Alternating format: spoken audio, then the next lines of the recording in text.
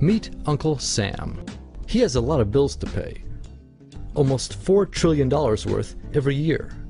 Uncle Sam's income is a little over $2 trillion per year. To make up the difference, the deficit, he does what most Americans do. He borrows money. When Uncle Sam takes out a loan, he calls it a bond. Bonds can be held by banks, investors, or even foreign governments.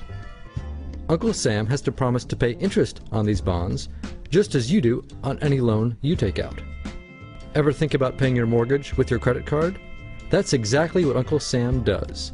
He takes out new loans, new bonds, so that he can make payments on the old ones. All those loans, and especially all that interest, adds up. Right now, Uncle Sam owes about $14 trillion.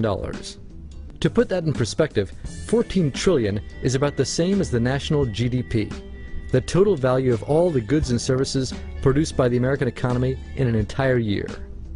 It's such a huge amount of money that Uncle Sam is starting to run out of people to borrow from, and he's having trouble just paying the interest on his loans. The obvious solution would be to either cut spending or increase taxes. But if he cuts spending, the people that he's spending money on would complain that they don't have money to spend, and that he was hurting the economy. If he tried to raise taxes enough to close this gap, not only would people definitely have less money to spend, he'd probably have riots on his hands. So Uncle Sam chooses the easy way to make money. Just make it. He calls up the Federal Reserve, which is our central bank, and, like magic, dollars are created and deposited in banks all around America. The problem is that the more of something there is, the less it's worth. Same goes for the US dollar. The more dollars there are, the less each one will buy. That's why commodities like gasoline, food, and gold become more expensive when Uncle Sam does his money-making magic. The commodities aren't really worth more. Your money is just worth less. That's called inflation. Remember the foreign governments that lent money to Uncle Sam? When they lent money to the American government, something interesting happened. It made the US look richer, and their countries look poorer. When a country looks poor compared to America, $1 of our money buys a lot of their money. So they can pay their workers only a few pennies a day. With such low labor costs, they can sell their products in America for lower prices than any American manufacturer can. The easiest way for American companies to compete is to move their factories overseas and pay their workers a few pennies a day too. This contributes to a recession. Americans lose their jobs, stop paying taxes, and start collecting government benefits like Medicaid and unemployment. This means that Uncle Sam has even less income and even more expenses. At the same time, the people who still have jobs are desperate to keep them, so they tend to do more work but not to get paid anymore. When your dollars are worth less and you're not earning more of them, that's called stagflation. And this is why Uncle Sam is in a catch-22.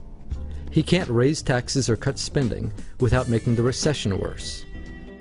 And he can't have the Federal Reserve create more money without making inflation worse. For now, he can keep borrowing money, but since he can't even pay the interest on the loans he already has, it just makes his inevitable bankruptcy even worse. Whether it's in 2 months or 2 years, the day will come when Uncle Sam can no longer pay his bills. When that happens, the banks, investors, and foreign governments who are counting on that money won't be able to pay their bills.